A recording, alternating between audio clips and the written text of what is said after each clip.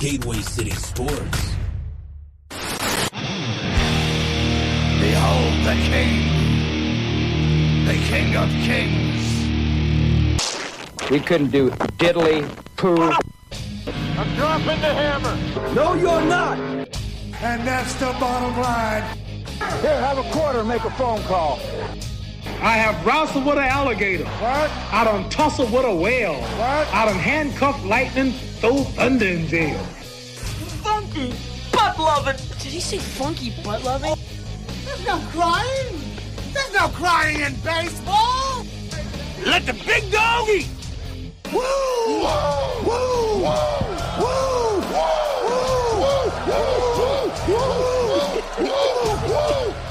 It's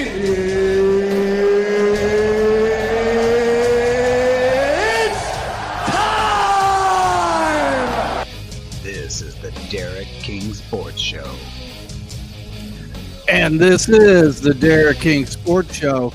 Thank you for joining me this morning on Gateway City Sports of the Field Sports Network. We're doing some wonderful things over there. Roku, Amazon Fire Stick, GatewayCitySports.com. Go and check it out. That's where you're going to get the best feed too, by the way.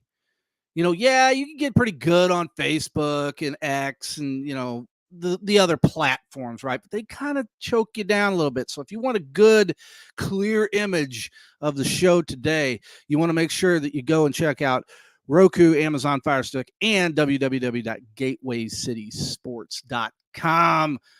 Let's get into it today. The title of today's show, and one of the big things, this is what is going to be Cardinals heavy today. We're going to talk about the organization. We're going to get right into it. The title of this show is the Cardinals organization. Are they phoning it in at this point? Are they just going and, you know, I'm just punching a time card here. I'm just trying to get by. There's a lot of fans, and I've seen this on social media as of late. Really, frankly, for the last couple of years, it's been pretty heavy like this. It's one of these things to where you're starting to see the worm turn, as the saying would go. Less and less fans are showing up at the games. Less and less fans are going through the turnstiles.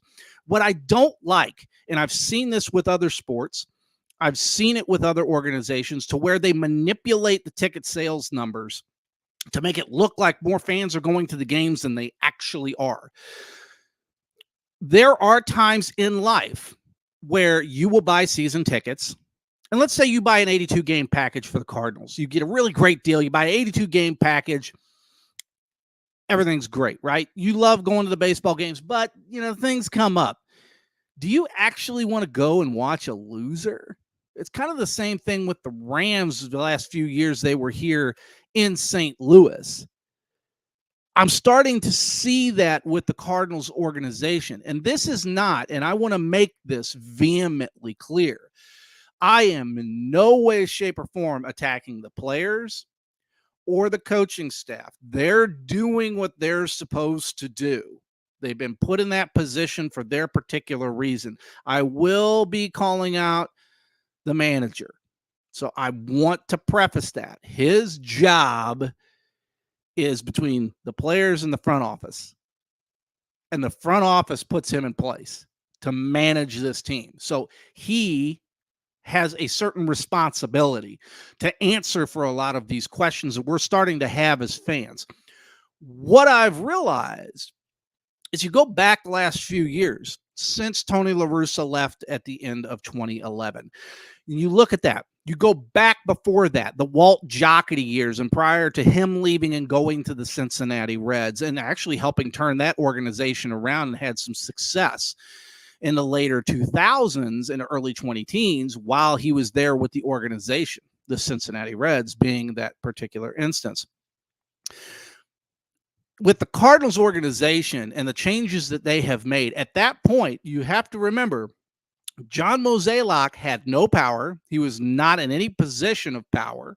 And we all know about the Jeff Luhnow stuff and everything else with the Houston Astros and, you know, the interior fighting and the things that were going on with a lot of that stuff behind the scenes. I'm going to tell you, I have heard stories from front office people. I have heard stories from players. I will not repeat those stories on air live. Those are private conversations, and they will always remain private conversations. But knowing what I know, I see what's going on here. So you go back. Post Tony La Russa, post World Series victory 2011, that a magical run that they had. The David Freese home run, the Lance Berkman single, everything. You look at all of it and you go, okay, well, no, hey, they still had success. They had success. They had a layover year in 2012. Okay. Mike Matheny took over. Well, yeah, they went, they had success in 2013. Yeah, they were pretty good in 2014, 2015, so on and so forth. Okay. But did they win? Did they win at all? No, but you started to see this slow decline, right? The slow sloping decline. When you see that in a team, it goes to show you that the remnants of the prior organizational people that were put into place to run that team, they start to slowly bleed out. And you see it. It's plain as day. It's plain as a nose on the end of my face. And trust me, folks, I got a big crooked nose, okay? So I could say this. You started to see it with Matheny. You saw the downward trend. They just got a little bit worse and a little bit worse. Go back and look at the records. Go back and look at it. It's obvious that that's what has happened.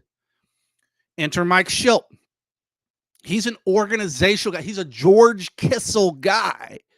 He's the Cardinal way. That was produced. Everybody seems to forget that the Cardinal way, they think it's always what everything was. It was back in the Whitey Herzog days. It was back prior to Whitey. It was back in the 60s. No, there was always fundamental differences and changes along the way. The Cardinal way became specific to the Tony La Russa, Dave Duncan, Walt Jocketty era. From 1996-ish, right around in there, all the way up until kind of the late 2000s. Because let's be real about this. By that point, once Walt Jocketty had moved on, Tony La Russa had a lot of control and a lot of power over the organization and the decisions that got made, the players that got brought in, okay, and the players that were sent out. We remember the Colby Rasmus deal in 2011. Do we not? I was at that series against the Toronto Blue Jays. And I mean, I was just giving David Freese just the what for. I mean, he was stinking it up that series. He was not playing well. I knew at that point was like, we're not really in a good spot, but they got hot. They got hot at the right time. They had the right guy at the helm to run things. That's where they had the success. And so now we're looking at this and we're going, okay, well, what's the change? Well, Walt Jocketty was unceremoniously let go. Tony La Russa was kept on, and he had his power and his players and his control and the things that he did to help run that organization and make it into the perennial winner that it is. Then enters Mike Matheny. Mike Matheny, great guy. I am not going to chew on Mike Matheny. Mike Matheny is a great dude. Met the man, super, super nice guy. It just didn't work, either because of experience or whatever. But you look at his tenure in Kansas City as their manager. You look at that and you go, well, it goes to kind of show you. Then enter Mike Schilt. Now, Mike Schilt started to kind of get this team turned around. He was starting to kind of make some changes and things. And he had the clubhouse. He had the guys. Yeah, Mike. And remember, Mike and Yachty had their row. They went around and things like that. But you don't think that Tony and the boys didn't? They did. They did all the time. That's what makes a great player great and a great manager great, is that they're going to have differences in philosophies, and they just got to find a way to work it out, figure it out, and create a winning product to put on the field.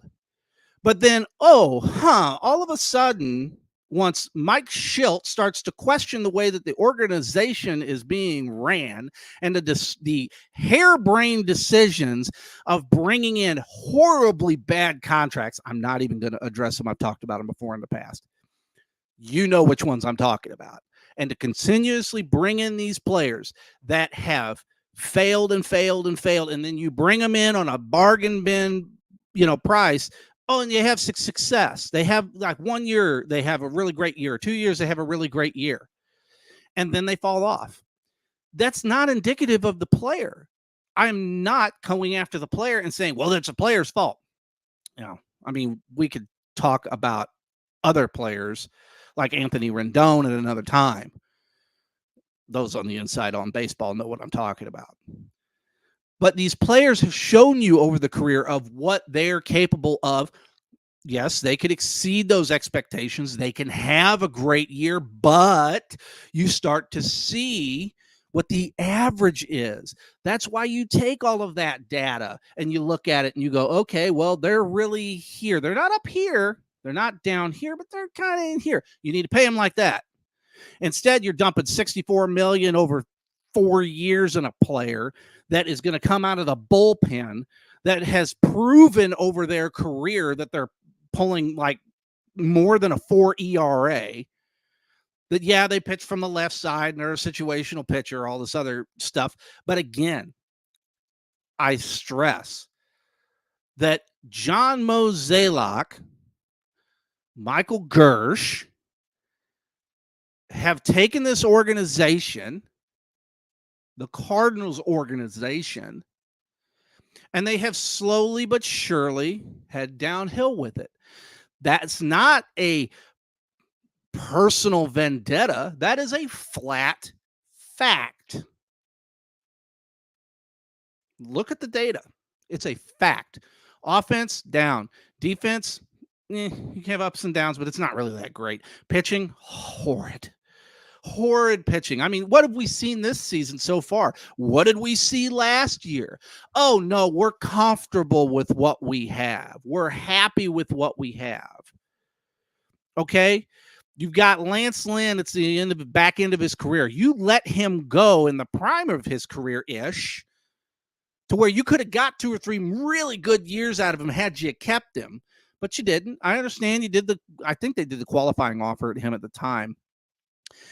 And I believe they got a draft pick out of that. I could be mistaken. Those can correct me if I'm wrong in the contractual, portion of it. But I'm going to tell you something.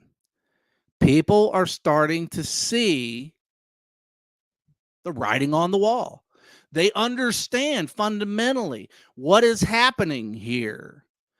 The Cardinals organization and the DeWitt family at this point in time, and I'm just going to call it how it is, it comes off to the fan. I'm not saying this is actually what's happening, but it definitely comes off to the fan as someone who's watching the product, okay, as that you care more about Ballpark Village and your real estate investments than you give a damn about the team. I'm speaking real. I'm spitting facts here. This is a real thing that people feel because it's starting to show. And when you start to show that, then people get to this point where they go, oh, man, well, wow, yeah, I never really thought about that. Man, it makes all the sense in the world. All these new buildings going up, all these new restaurants coming in and these new facilities and all this other different types of stuff. But yet, you look at their payroll. One of the most successful teams in baseball has, they always brag about this, right? Like 3.4, 3.7, 3.8 million butts through the turnstiles. So they say. We don't know that for a fact. We're not looking at their logbooks. We're not looking at the ledgers. We're not sitting in Major League Baseball offices in New York going, oh, yeah, look at those numbers right there. Man, them Cardinals are doing really good. How many tickets do you think it's sold for Dodgers games out in L.A.? I mean, we all know that the secondary market is huge in sports. Gobble up tickets. I mean, we've seen this with the Battlehawks in St. Louis. People will come in and gobble up a whole section, and they'll put it on a secondary site, or they'll put it through Ticketmaster again as a resale, and they'll triple the price because they think that if people are desperate enough and they want to go to the game, they'll pay the ridiculous price per seat to get the seat to go and watch the game. And that's the hope that the team does well. I have personally seen it. We see it with concerts all the time. The Cardinals situation with the payroll is you look at that and you go, well, the payroll's middle of the road. I mean, they're like 15th or something like that. They're not bad. They're up there. It's not like they're at the bottom of the barrel like the Athletics or, the Pirates or, whomever, insert team here that is notoriously cheap. Then you got to ask yourself the question, where is that money going?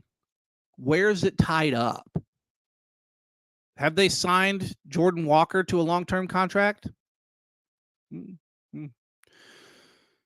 Have they signed Brendan Donovan to a lucrative, big, long-term contract?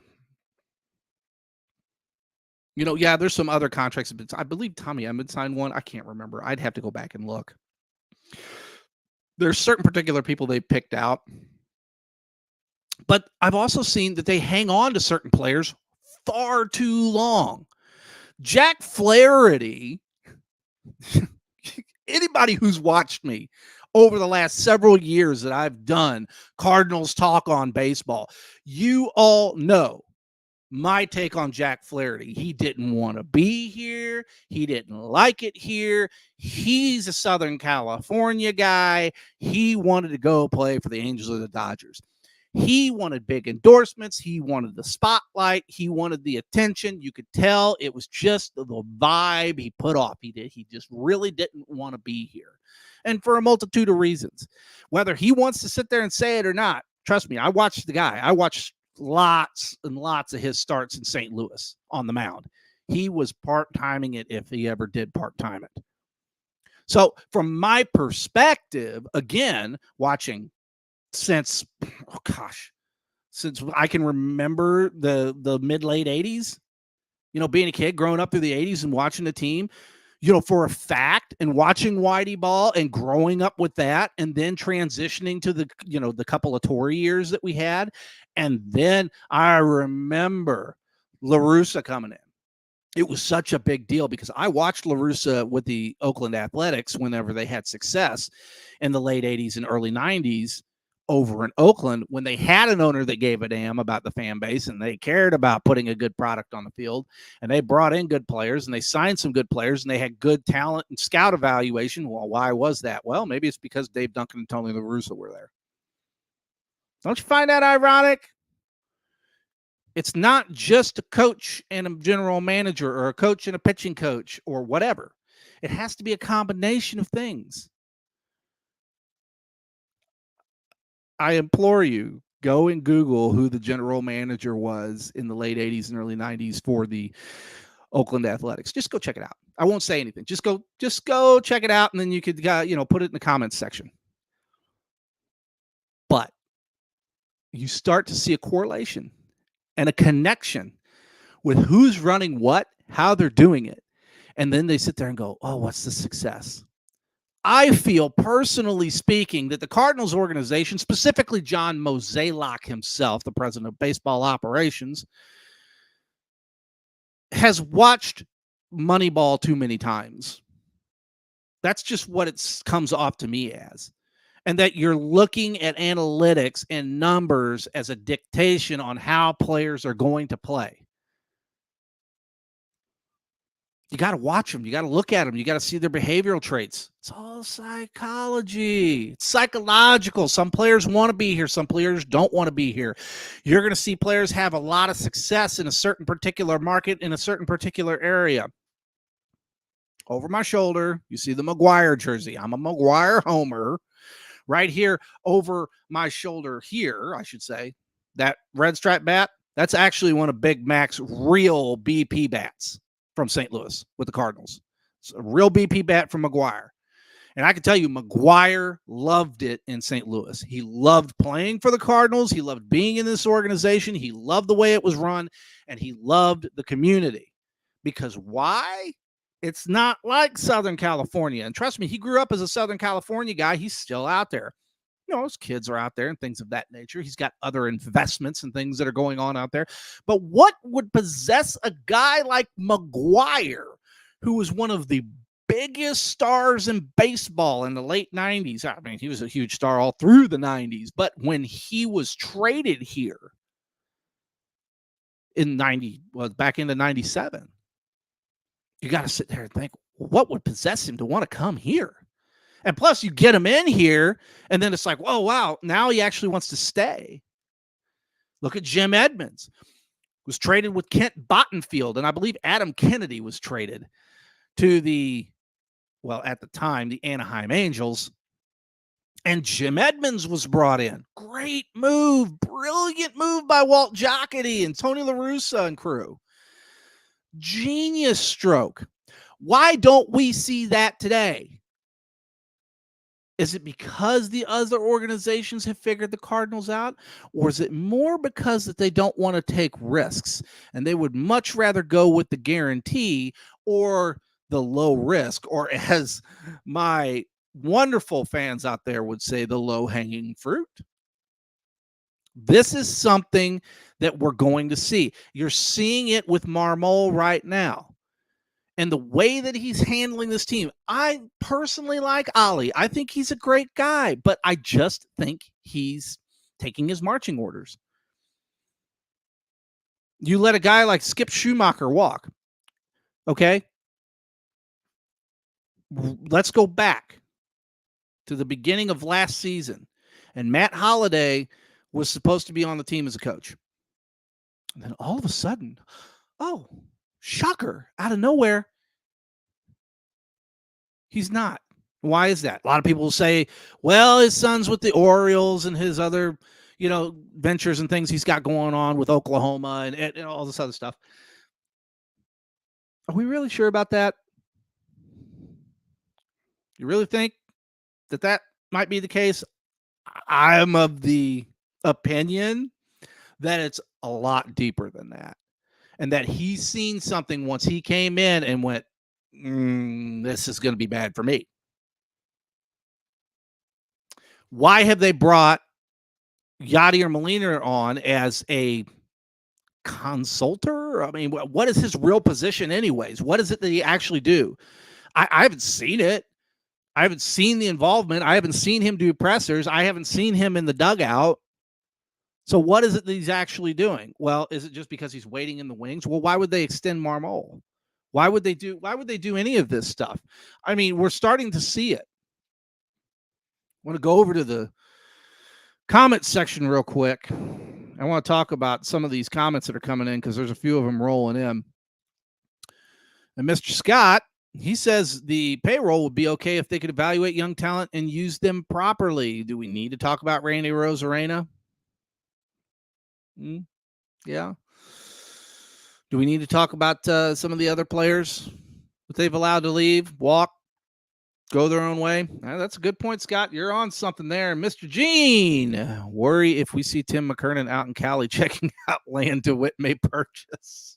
Okay, so Gene's being a little snarky there. Come on, Gene. You don't need to be so snarky, okay? And people want to chant. Need to chant, Mo must go. Well, Mo's going to go. I mean, he's already on his way out the door. The good doctor himself, Mr. Housewright. Good morning, sir. How are you? I'm not a Marmol supporter, but the Cardinals fans showed their ignorance last night in yelling for his firing. Mo is the one who must go. The ownership should just sell the team. I predict they will in 2025. Well, Mr. Housewright brings up a very good point. Prior to the passing of the great Mike Shannon, there was comments made by him on air that, little birdie had kind of told him that they were kind of shopping the team. Well, I had also heard that too. So there's not really anything that's surprising from that department. There's been other mentions made about that the DeWitts are looking to sell the team. The first domino to fall was the Orioles organization being sold for $2.8 billion. I can't remember the exact figure. Google it. You'll find it. The ownership is cheap, plain and simple. Everything being done is cost-cutting, preserving, so the team can be put on the market for sale.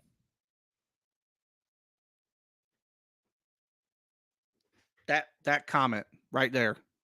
This comment here, we're going to star that right there. This is starred. You see that? Right there. Because he gets it. He gets it. He knows. He understands. This is what companies do. When you have a third-party company that comes in, gobbles up an organization, I've been a part of it. I've seen it firsthand. These organizations, and okay, here's a great example. We'll use the UFL for example. What formerly was the XFL. We'll give it a nice little bow tie. Redbird Capital is an investment group that owns a lot of stock in the XFL. The USFL, the XFL merge, they become the UFL as we know it today. What does Redbird Capital do? They buy companies and they streamline them, they gut them, they cut all the fat almost down to the bone. And if they can't sell it lock, stock, and barrel, either at a straight across even keel or at a profit, most of it's at a profit, then they'll gut the whole thing and they'll sell it piece by piece. Because that's what they do. The DeWitts are going to be cashing in because the DeWitts are more real estate moguls a la Stan Kroenke. Okay? We all know how Stan Kroenke turned out in St. Louis. Than they are worried about baseball at this point. They've made their mark with baseball. We're seeing it right now in real time, folks. Whether you want to put your head in the sand and you just don't want to pretend that it's happening and you don't want to see it like, oh, no, it's not happening. It's happening. Whether you like it or not, it's happening. At least Missourians can cheer for my Royals this season. Mr. Housewright going on the Royals train. They're playing good baseball with a young team. MVP candidate Bobby Baseball, yeah. He's a good player. If you guys have not seen Bobby Baseball play, go check it out. And Salvi, okay, I'm going to stop you there, Mr. Housewright, Dr. Housewright. I'm going to stop you right there. Let's not get on the Salvi Perez train, okay? Salvi Perez is definitely at the back end of his career. But, I can't say anything to bash on Mr. Housewright because there's a lot of people on the Yachty train for a lot of years. And frankly, that train had left the building. Now, the knowledge is there. Don't get me wrong. Yachty's an amazing mental core component of the game. He could watch things, see things, and in his head, he could break it down. He knows exactly what's going to happen, how they're going to behave, what they're going to do, because he's a student of the game. He knows it and fundamentally understands it at a level that most people cannot comprehend.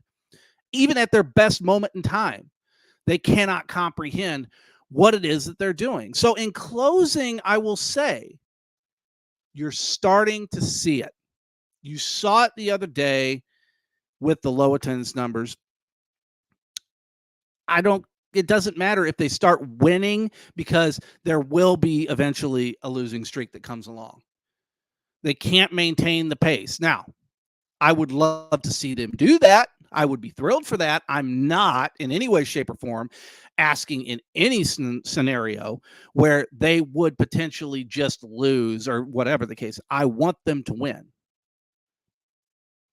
But as we discussed earlier, there's more of a focus of streamlining the content, streamlining what this is, and what I believe, and as Gene pointed out, and Jeremy Housewright pointed out, and everybody has started to point out,